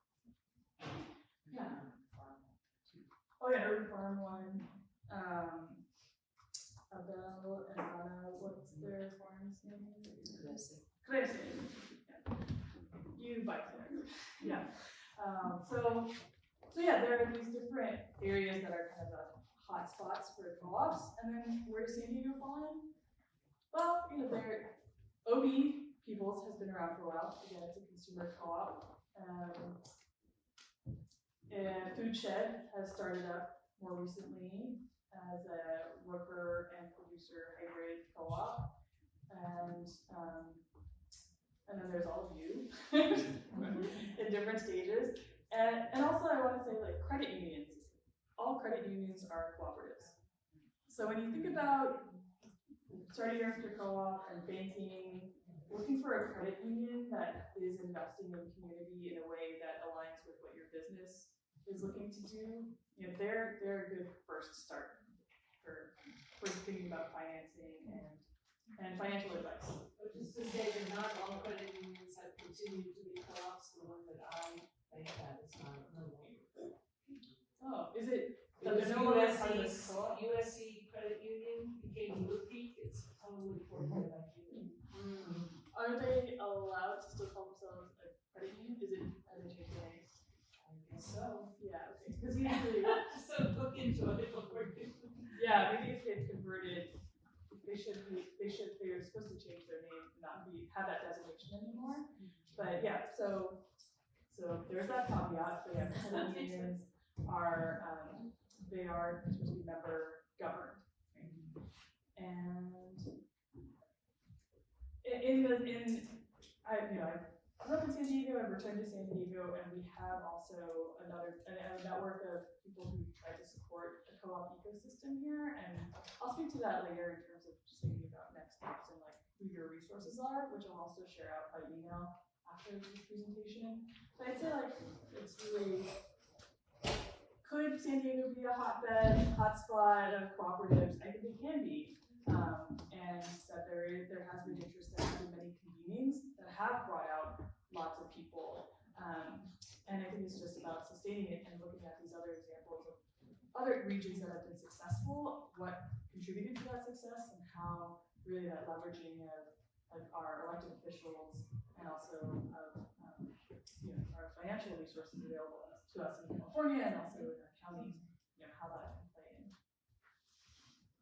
My question is kind of, being a hotspot San Diego, and when I try to get farmers together, we're so far apart geographically that coming together can be a challenge. And then just speaking a little, if you could speak a little bit to the barriers of distance, but then also like urgency culture, and that we're in the capitalistic system where we are trying to rush and trying to drive everywhere, and how do those barriers, how are they overcome? Yeah. I think when we ground into it's very real. It's distance. It's also, I think at this phase of the pandemic too, I think people are still only just coming out of the routines of being at home and interacting with just a few people, right? And so to want to make that step to convene when things are in that startup phase and murky, it's really challenging, or can be. And I think if we ground into the definition again of just thinking about that service, Like, what is the service, what is the purpose of convening that is so compelling that people will come together, right? And it may speak to some level of urgency that they're experiencing, right? Like, we did see a lot of mutual aid and connecting, even if we weren't in person, during the pandemic, right? When we needed to buy toilet paper and send someone in the neighborhood out to do that, right? It's just, there's, I think, yeah, it's really identifying what that service is and keeping that at the core, right? But, yeah, I'm gonna talk about that more. We have 15 minutes left. We still need to get to goal number 2. So I'm gonna make a really short version of it. That is almost like I'm gonna read it to you. So our second goal was for you all to step away knowing what are the initial factors, what are the initial steps to take for starting a co-op. Okay. So I'm gonna say it from the government filing perspective first. So what they're gonna need is that there are at least 3 people. And you're gonna designate who's the president, secretary, and treasurer. You need at least 3 people. And then you're gonna need to file articles of incorporation. These are basically say, we're gonna be a co-op and identify what kind of entity you are filing under for the state. The language in there is very generic. You can usually borrow it from someone else because it just says, these are our articles, we are forming a cooperative. There's more legalese in there, but it's pretty straightforward. The next thing that you need to file are your bylaws. So that's your governing document that says, who is a member, how are decisions made. Usually you want a termination policy in there, probably a conflict of interest clause. A really great resource for this is cooplaw.org. Co-op has a hyphen between the 2 O's. They have templates, and I do not recommend copying and pasting that. And also, I mean, in my co-op experience, because there are so few examples, like people wanted to see a template and work from that. And this is where it's helpful to have the co-op work with you to think through all the elements of the bylaws that you want. But anyways, for the state purposes, you could copy and paste, it's there, but you should probably read it before you submit it. And then you should also have $800. That's how much it costs to file with the state, and you're gonna have to pay $800 every year. Very bare minimum for having that filing with the state. And again, so the state of California has worker cooperative statutes and agricultural producer cooperative statutes. And like for Fisher, you would be under that. And then for cooperative, for consumer cooperatives, there are also statutes. So you just find the entity type, get your articles of incorporation for that entity type, and then have your file on that. That is bare minimum. Any questions? What was that link again? Cooplaw.org. Yeah, and it was a collaboration between co-op developers across the state. They Tommy Ross on there.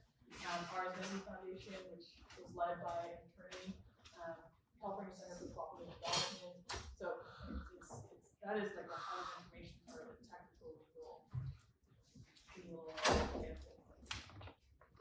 Can an entity be one of the family members?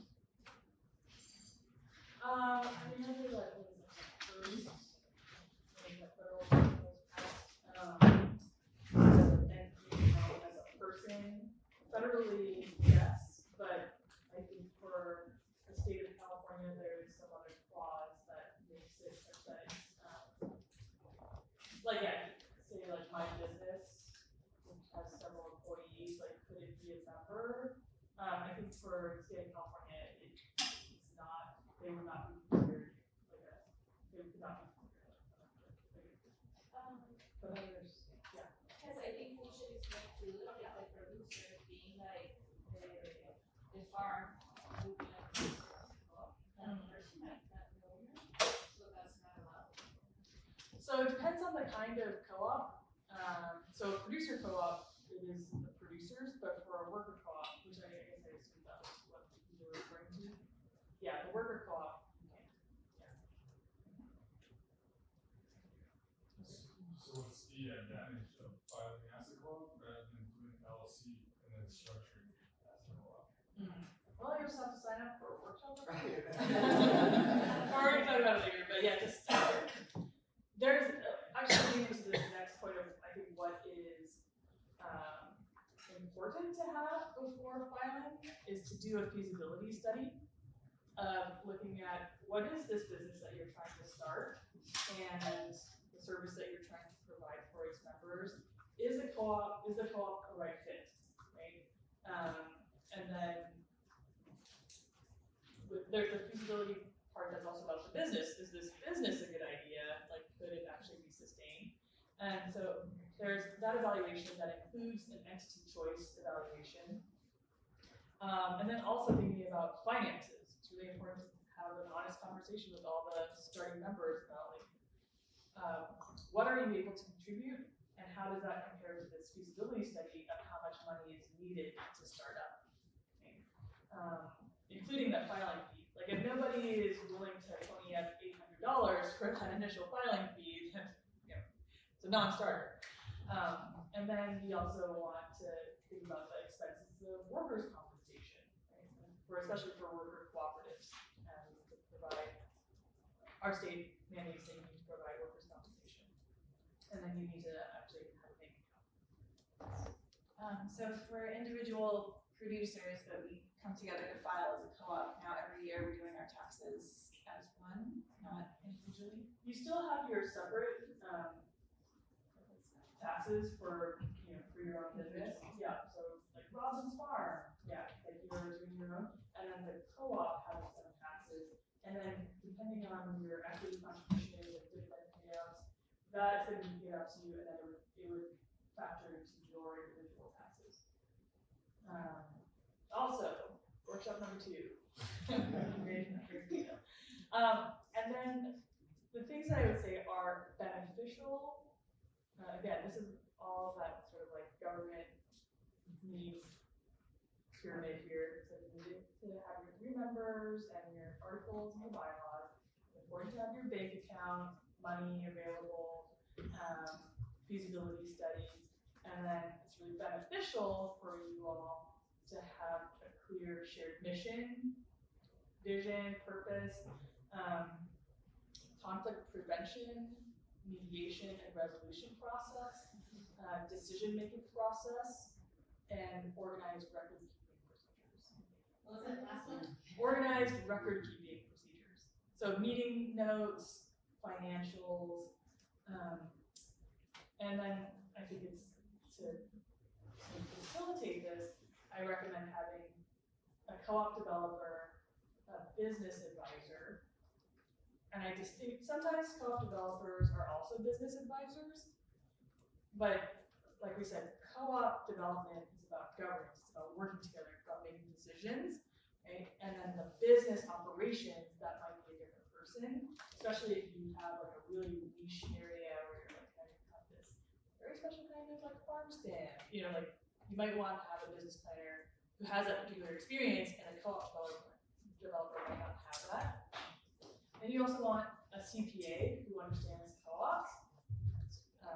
It's very distinct, and we have had troubles where a CPA thinks that they know how to allocate different funds according to co-op taxation and dividends and stuff, and it got all messy. So there are people out there, when you get to that stage, provide resources. And then also it's helpful to have an attorney review your bylaws, right? Just to make sure that everything is lined up and that all the clauses match each other. So I've just named the sort of like what you need, what's important, what's beneficial, the kind of assistance that's helpful. And that's like I think from the governance perspective, but I'd say as a co-op developer, I would actually like flip that order in terms of the process that you go through. I think it's really important, and what I've seen is that it's key for people to have that shared purpose, shared set of values, understand how they're gonna relate to each other, and like when and how you let go, right? And especially in that startup phase, where sometimes people put a lot into it, and you attend a lot of meetings, and it's still fuzzy, and sometimes, I mean, that's when you discover differences, and how do you part ways. Those are really key, sensitive, vulnerable times at the beginning of starting up a co-op, I'd say, is first, and then getting to the like bank accounts and feasibility study and the filing. So those are the steps. We got through our goals, and we have 10 minutes left before lunch. So I guess with all of that, like I said, the resources I'm going to send out to you in terms of like different co-op developers, who's available in San Diego, in the end, coordinating Suparna being here, I can go connect with them, being a person involved in cooperatives in the agricultural sector,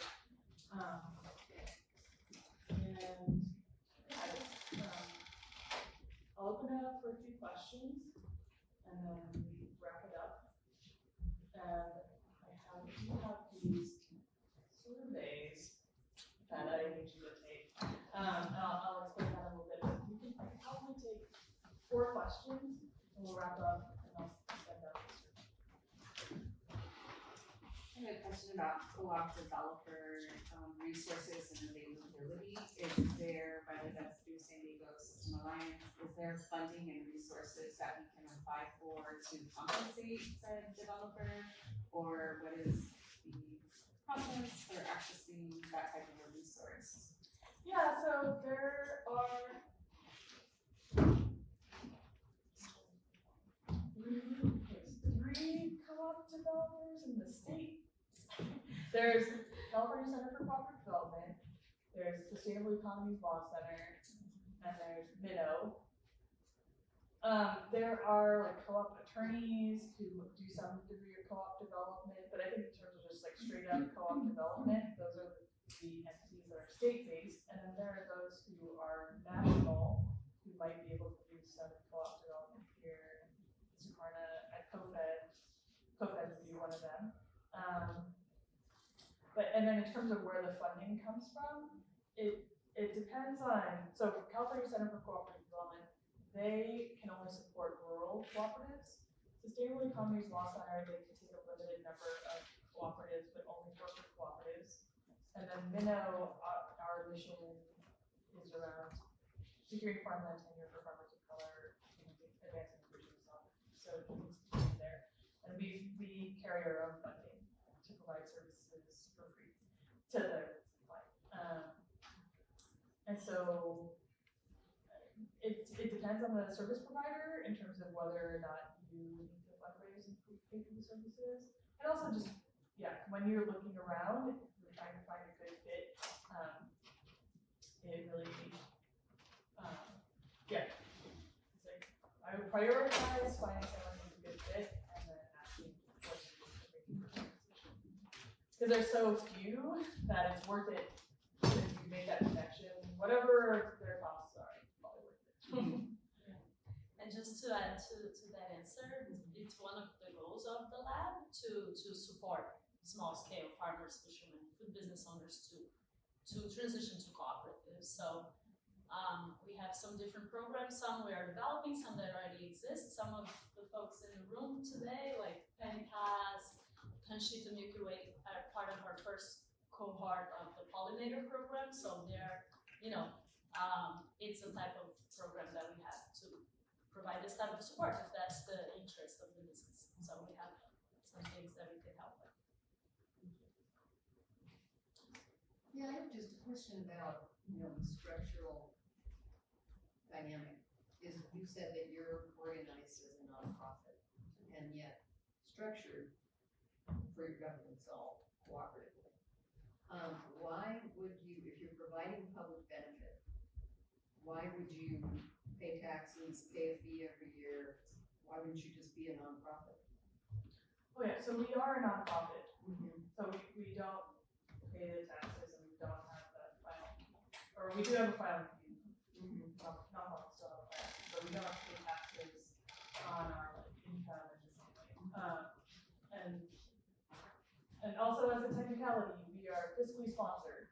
So Sustainable Economies Law Center is technically filed as a nonprofit because we are a fiscally sponsored project, which means that I do not have to do payroll. And but we do a portion of the grants that we receive, they take off a percentage to cover their administrative costs. That's HR, payroll, all the bookkeeping that they're doing on our behalf.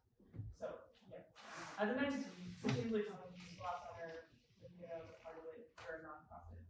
And then just as co-directors, there's 3 of us now, and we all run by consensus to decide on, hiring people, job descriptions, how we're going to evaluate work, what our strategic plan is, our accountability processes. Those are all democratically governed. But then, and my question is really about the choice. Why not choose to be a nonprofit and not you, if you're making the choice, if you're gonna set something up, why not choose to be a nonprofit rather than choose to be a cooperative and just govern cooperatively? Because also, when we think about that definition of like a business that provides a service to its members, we're not really a business. That first part, because we're not a business that is producing something to sell to people, right? I'm not a baker. Like I don't. What I am sharing as educational process, and so it's a public benefit and not for profit. Yeah. I'll ask you later more. Okay, sorry, maybe I something. I think it's like, what's the incentive of doing these extra steps? That's what I'm asking. Yeah. Oh, extra steps. I guess the extra step of listening to each other more deeply. Well, like the tax extra steps. For incorporating as a co-op. I see. Okay. Yes. Yeah, I think we will save that for next time, or you can email me. But all those things about like or our plan for future presentations, like getting into like or co-ops thinking about how does that compare to other entities, And I have a handy chart that I made, so we can get into just like you're thinking about expenses, workers' comp, just payroll, all of that, and like how do they compare to different types of entities you incorporate at, and we can be able to do that. But as you see, we took 2 hours because there are 2 goals. So that's all we have for today. But yeah, I think wherever you are when you're thinking about cooperatives, sounds like there's a lot of different places. I'm just excited that you were curious about cooperatives, that it spoke to something inside of you, this notion of cooperatives. So I really do hope that you examine these 7 principles of cooperation and see where you're already activating that, where you're already living that. How can you practice more cooperation in your communities and in this community of the Alliance, right? Where we're going to have this gathering coming up soon, and we'll get to see more of the producers, people involved in food in our area, and that the practice of cooperation outside of the business, it is something that it's a muscle we all have, and we just need to keep using the muscles for compassion and looking to each other for what we have in common and what we want to work towards together. Looking past our differences to cooperate towards our collective dreams. So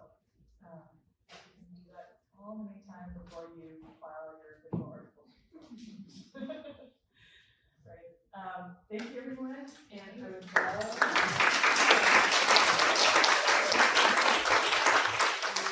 feedback. There's two things. One is more of just like a workshop survey so we can understand what workshops to host next in this like cooperative series. And the other one actually is an invitation for you to reflect on what you learned today. One thing that you're coming out of this with. I hope it's goal number one. What's something you want to learn more about? And then what's something that you plan to do next with the knowledge that you acquired today? These ones, we're not going, are we going to collect these? No, we're not going to collect these. It's more for your own reflection. And during lunch, we're going to ask people if you'd like to share your responses to any of these. It'd be great to hear, just so you know, yeah, what landed with you, what you want to do next. But these other ones, the first workshop survey, please leave it here. Yeah, for us to collect and know, yeah, what you want next time.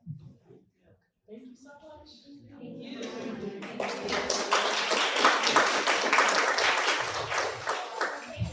everyone. So we have lunch for Make Projects. And as you all know, we still have mostly 1 full hour. So we're still sort of in shared space mode, and we'd love to just sort of have everyone grab lunch, come back, and then we can kind of do that closing.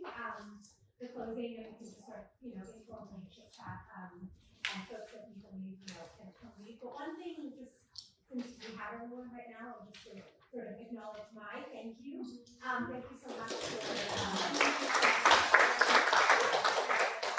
and then sort of broadly wanting to also share that this right here is like the makings of building a stronger cooperative ecosystem in San Diego County. You all are already doing it. You all being here, showing up, is really planting the seeds for a stronger cooperative movement in San Diego. So hopefully, in a couple of years, we'll be able to say that there's more cooperatives in OB People's Co-op and Food Shed Cooperative. Hopefully there's going to really be a lot more cooperatives happening. And so just building off of what Mike said, two things I wanted to sort of share. One is that the Alliance really, really wants to help cultivate spaces like this, because it's spaces like this that help us flex those muscles that Maya's talking about, around how to really live into those cooperative values.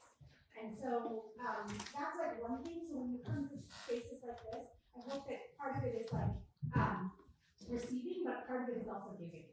And we being here is really part of that kind of cooperative, culture that we're building. And then the second is, it's a lot. What Mike described is a lot to build that cooperative. And so this is a long game, I think, to say this. I think for each of us, and I think collectively, it's going to take a while to get more resources and more people within positions of power to really think about and see cooperatives as a solution for the type of change that we want to create. So hopefully we want to hear now and hear into the future with us. So with that, we're going to get the lunch all spread out here and grab lunch, and we'll come back. Thank you. Thank you. Sort of the last word about how we're more sustainable. For worker co-ops, there was this international study done by a university in Denmark. That they did this international study of worker cooperatives and found that they are much more resilient through economic crises, because the workers are the ones most intimately familiar with the business. They know which areas they could downsize on, the ways that they need to support the workers through those times, how they could draw from their reserves, just make those financial decisions and adjustments that still supported the business as well as the people within them. So yeah, really fascinating study of hundreds of worker co-ops across the world. And it was through the 2008 global recession that they were conducting that study, how they did before, during, after, compared to other kinds of business models. So for the worker co-op model at least, but yes, it has been very supportive of workers being able to still have a living wage and the business being solvent. And then I'd also say that in talking with producers who are part of agricultural cooperatives, that, for example, there's one, the Organic Valley is a dairy cooperative, and they have a policy where if you couldn't meet your production for a time of pickup, for example, Erin, one of my friends who is a producer for Organic Valley, she had a power outage, and so the cooler for her milk, which was $40,000 worth of milk, all of that went bad the day of the pickup. But you get a pass 2 times a year if you need to tap into that in this reserve to get a pass where you still get paid for the milk that you produced, even though they weren't able to pick it up to send to market. Wow. So it was a major difference for her business to still have that $40,000, right? And so it's pretty small for the co-op to take that hit, but a big deal for that producer. So there are ways in which that cooperation can help individual businesses, not thinking about the people, but supporting individual businesses. Mike, did you mention Wonderground in Spain? Somebody mentioned that. Anyway, that's really cool model. It's one of the largest worker cooperatives in Spain. And that was a really great example of what you described, the research that you described, of how they actually came out stronger post-pandemic. Anything else? Other reflections that you feel comfortable sharing? Or ask a question? Yeah. I had what would I like to learn more about why cooperatives have been more popular or prevalent compared to other business forms up until this point, and whether there's a downside or a reason why you might not want to choose a co-op. Why are they not more popular? I don't know. I can speak to our policies and just like how we do business school training, right? Like business schools don't talk about co-ops at all.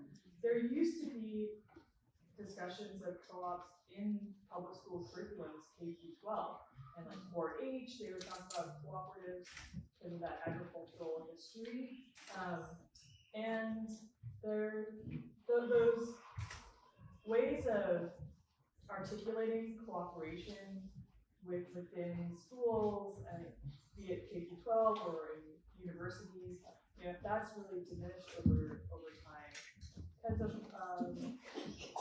really the interests that influence our funding for education. And cooperatives have kind of been sidelined in our government resources into the rural development sector. So when you look for government programs for cooperatives, it's there, and then only recently did the small business sector of the government start listing cooperatives again. During the Trump administration, they had taken it out as a set of services. So it's actually like people do pay attention to it, but in a way of trying to erode it, right? And I'm not gonna, we can hazard guesses about why, but it's unfortunate that really that backbone of the institutional memory of understanding, how cooperatives work, how to start them, and supporting cooperative culture, those used to be a part of our institutions and have been removed over time. Sorry, what was the second part of your question?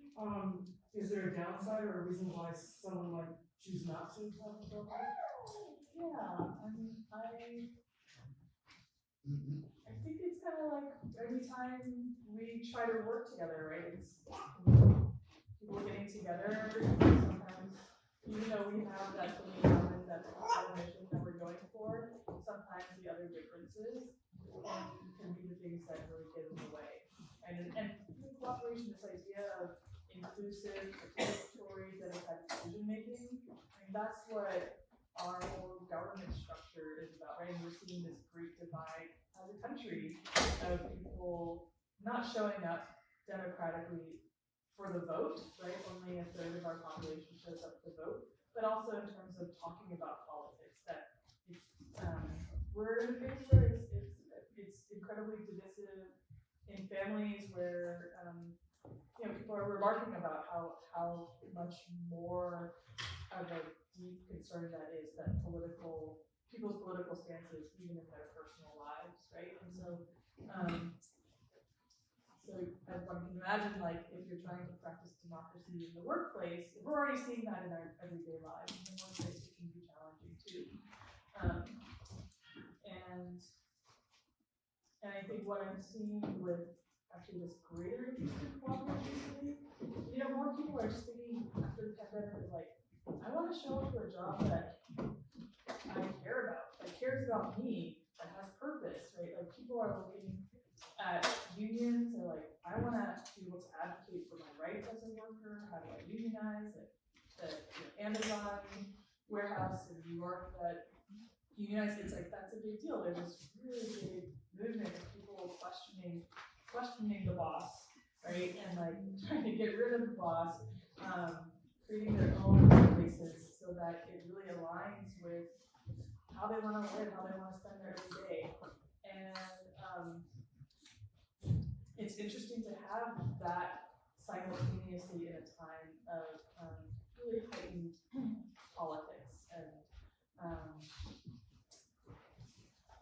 greater sense of people, bringing their politics into the workplace too, right? Especially we saw after George Floyd's murder in 2020, people talking a lot more about racial equity in the workplace. So these values, right, personal values, playing more into the workplace.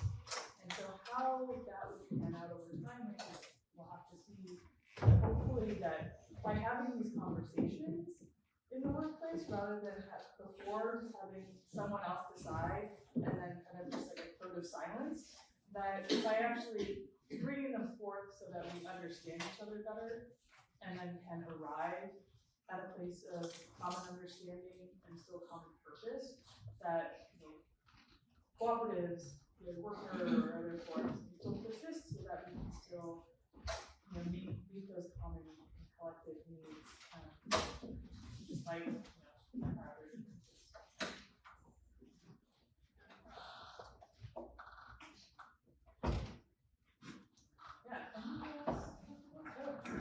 I came with a question about how one might take a business that's already quite established and convert it into a co-op, particularly around land ownership. So does the co-op and the agrarian commons go together? Like trying to understand structurally, if we're going to preserve food growing spaces, how we do that and how we convert from a traditional structure into something that's more democratic.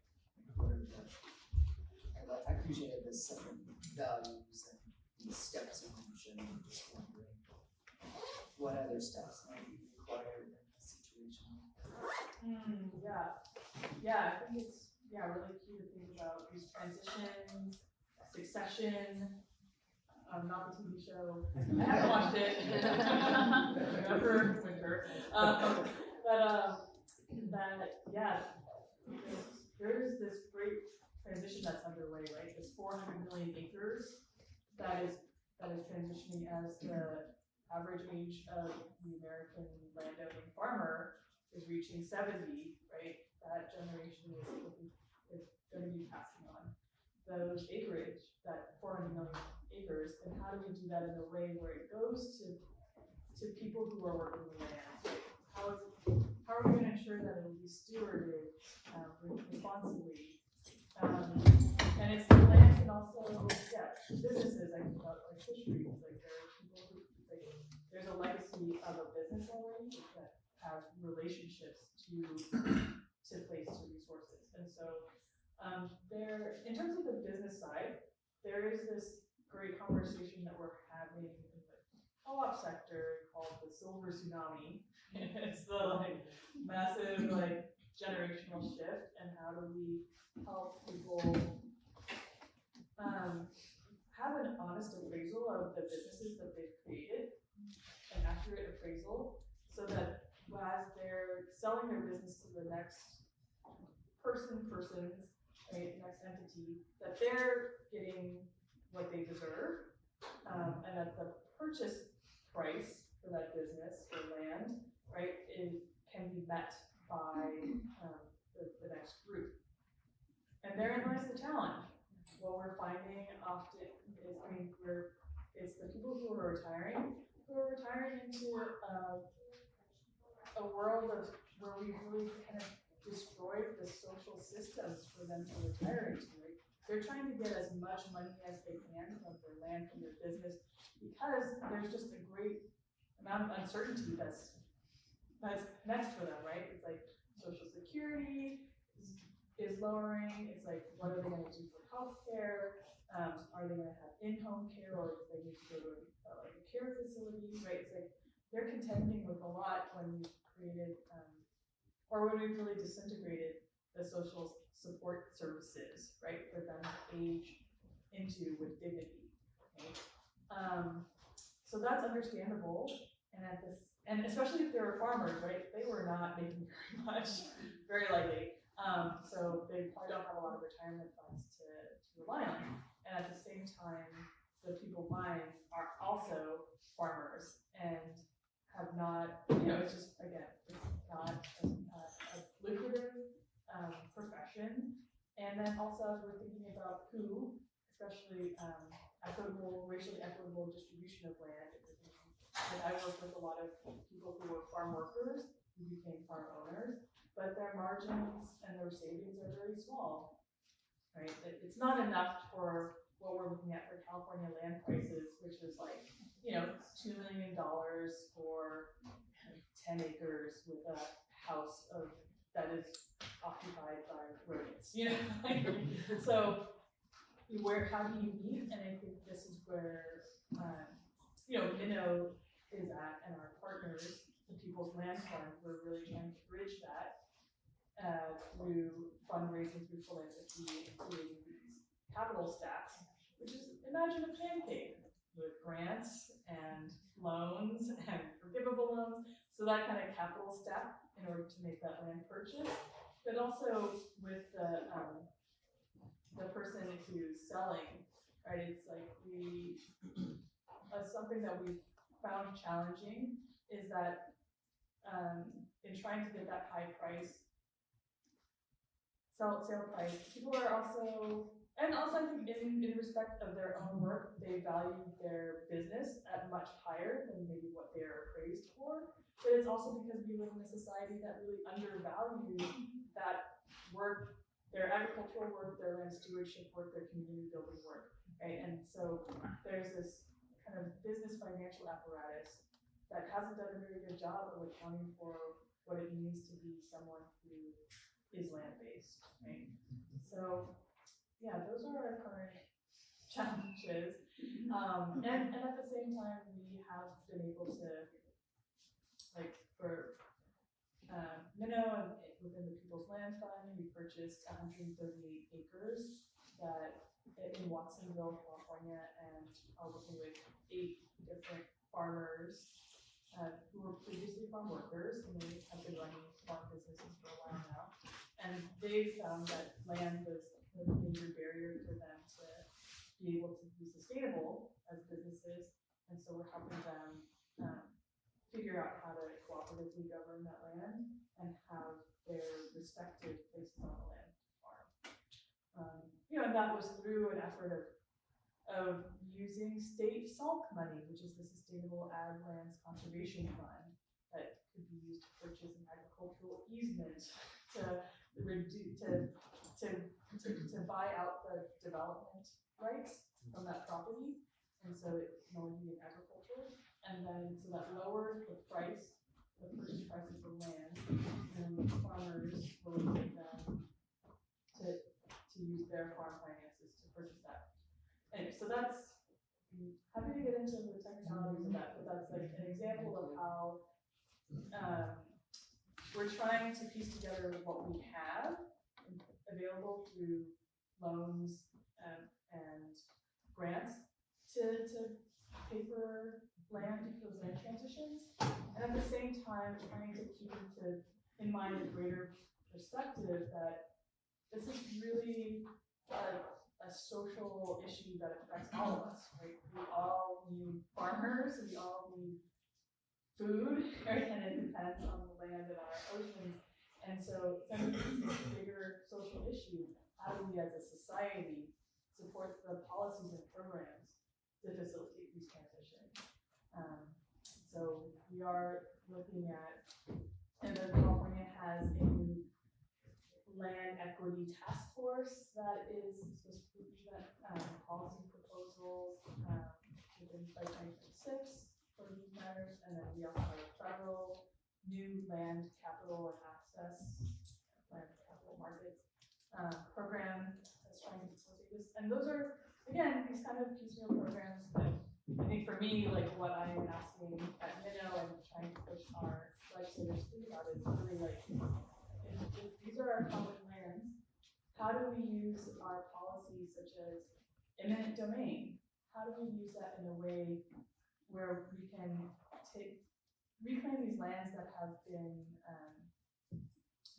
degraded through conventional agriculture, that have been made almost into deserts, right? Reclaim lands that have been fallowed, have not been productive because of practices that then haven't been resilient through drought. You know, how do we use that without tripping on our constitutional rights, right? To do this transfer of land for our future, to actually have food security and food sovereignty. Stay tuned. We're coming close to time here. So just wanted to see if there's anyone else that has less a question, but just a reflection that they want to share. And if not, then we can close this out.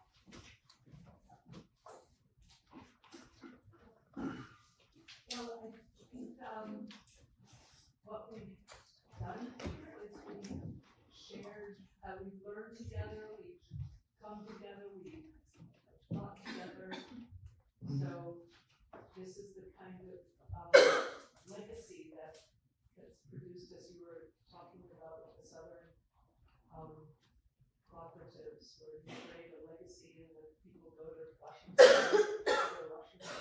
we can be here and be a legacy of this meeting. I love that. Yeah. That's so beautiful. Thank you.